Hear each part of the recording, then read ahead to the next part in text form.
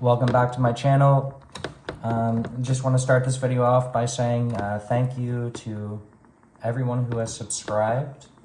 I really appreciate your support.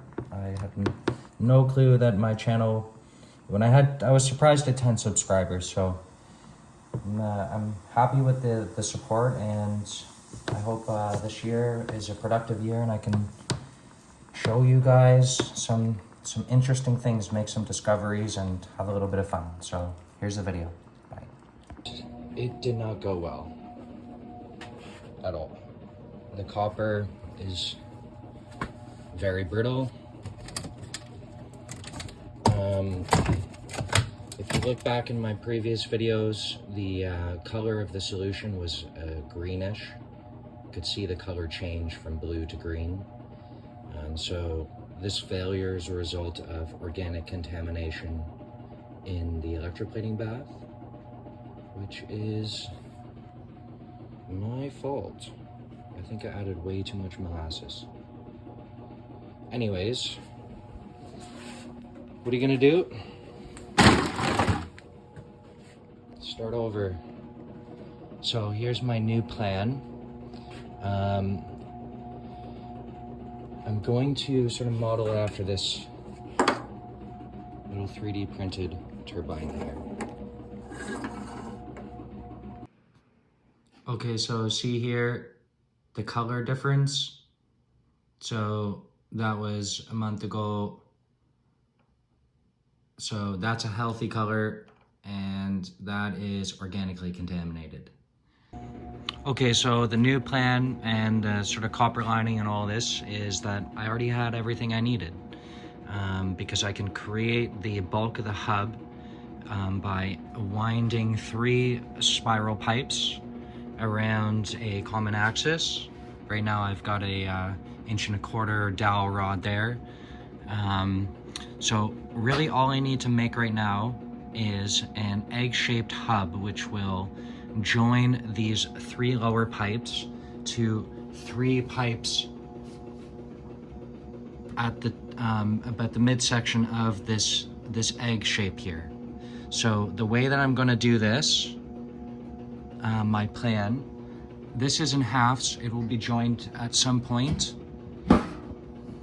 The pipes here, I have some more grinding to do so that they fit the curvature of the egg.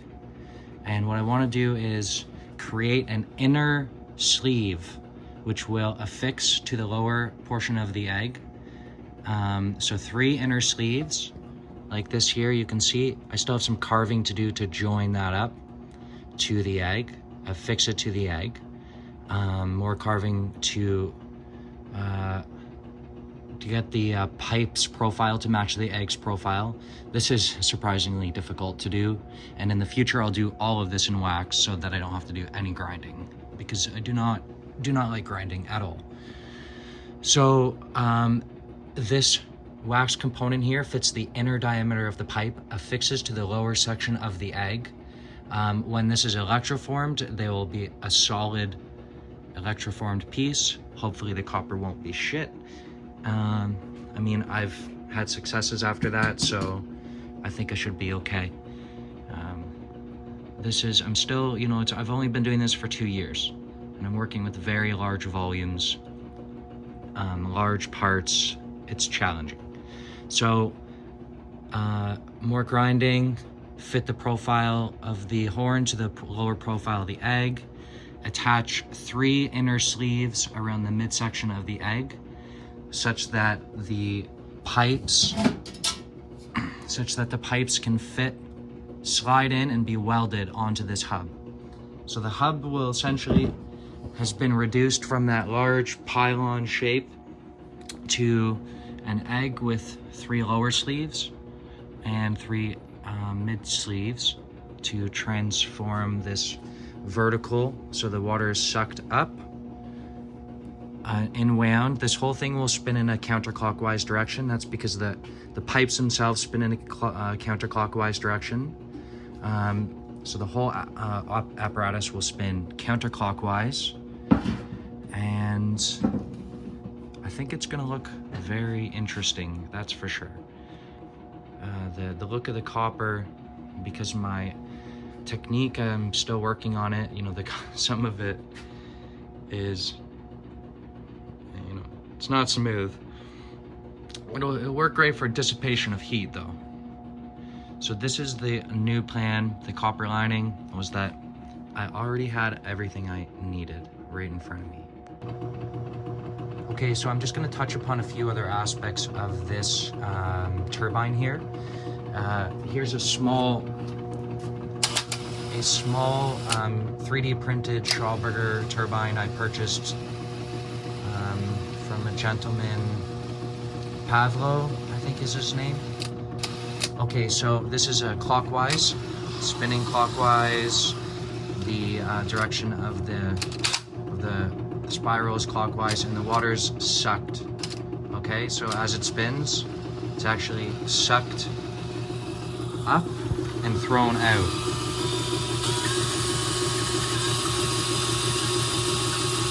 Okay, here maybe don't drop the phone.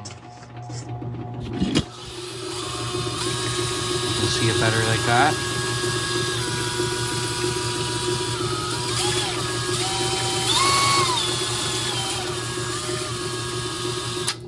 Okay, so what's happening? What's happening in this turbine here?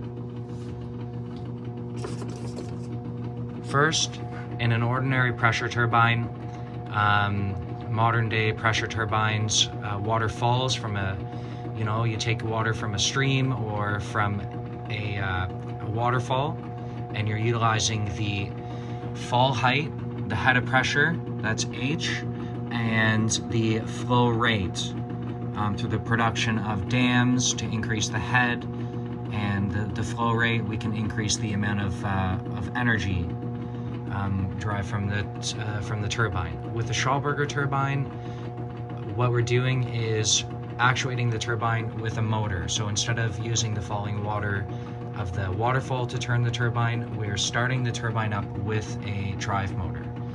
The vessel is filled here with water. So you imagine as this turbine begins to spin, like you saw with that model there, the water will be sucked up this hyperbolic hub and centrifuged out the double spiral flow pipes.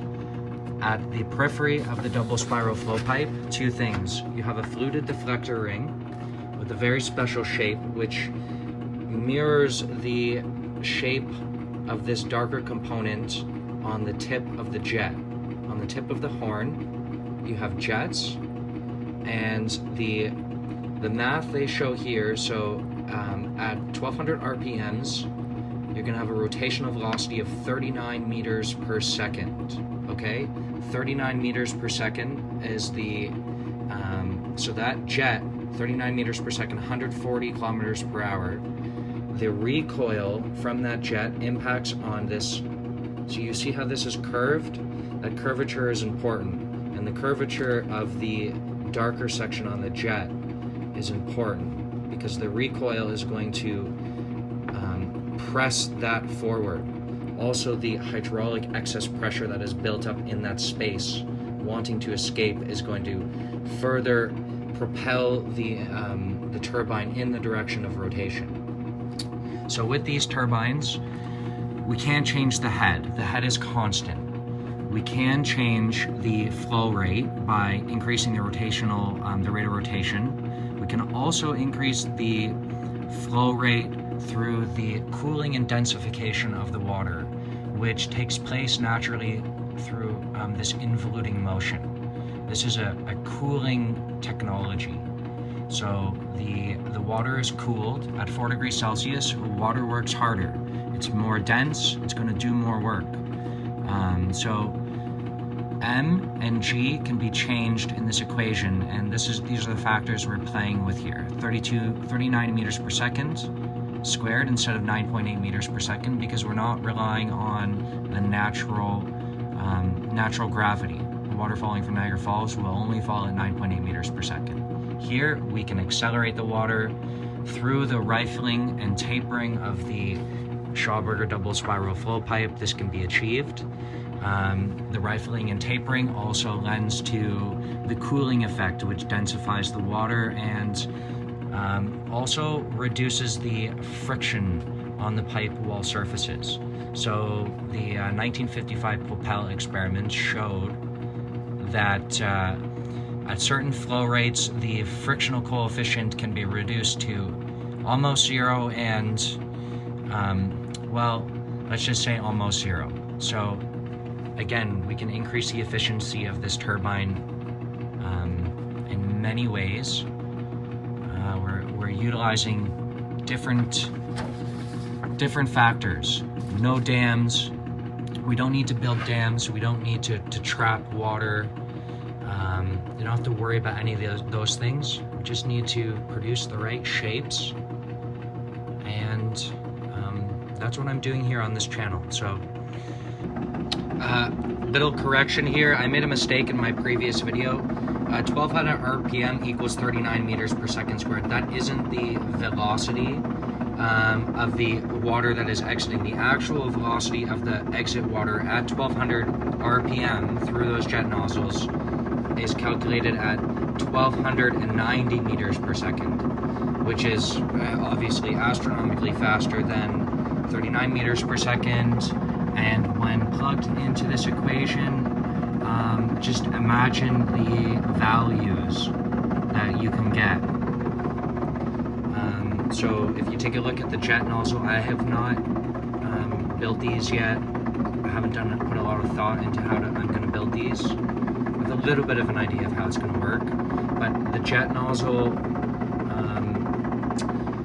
it's an important component of the double spiral flow pipe. And I just wanted to correct that mistake there. Not 39 meters per second. We're talking 1,290 meters per second squared. That's supersonic speeds. So now what you have to imagine at this point at the nozzle tip and the fluted deflector ring, you're almost gonna get like a vapor cloud like you see around supersonic jets, right?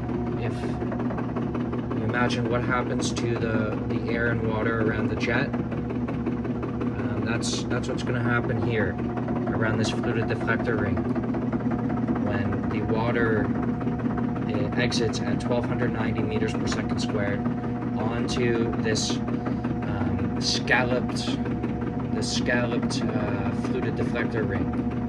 The recoil will force the impeller forward. Good Saturday morning.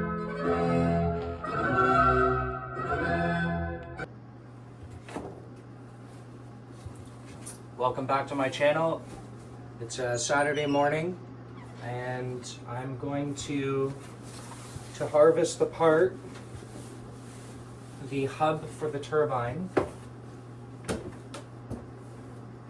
So for anyone who's curious, what I'm doing here is I am building this water turbine, Victor Schauberger tornado home generator, and the part I'm harvesting is the hub, the central component there. So in front of you, there is a acid copper bath. The part has been running for almost 300 hours. The product of the bath is a solid copper part, which can be integrated into a machine.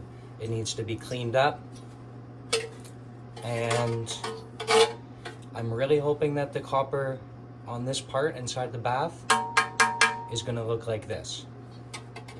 So that's a Schauberger double spiral flow pipe. Okay, so join me and let's see how it looks. I think things are going to turn out all right. Get my big gloves on here.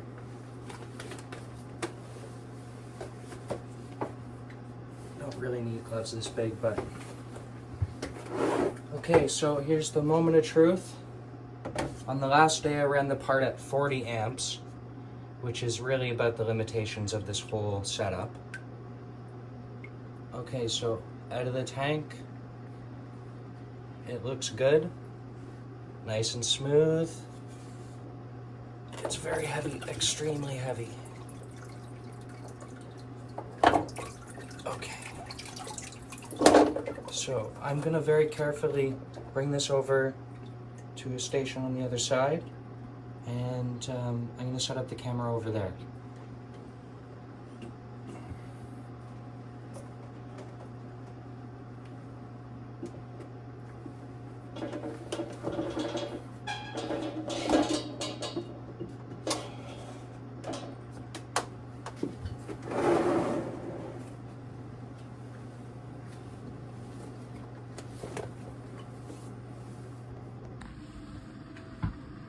Okay, looks solid. Really, really nice. So what I gotta do now is I got a bunch of water there, and I'm going to basically baste it in hot water and begin melting the wax out. Hoping at some point the wax will come loose from the main form and I'll be able to pull the whole thing off. So I'll set up my camera and record that whole process. Looks awesome. Really, really nice. The discoloration is washes off.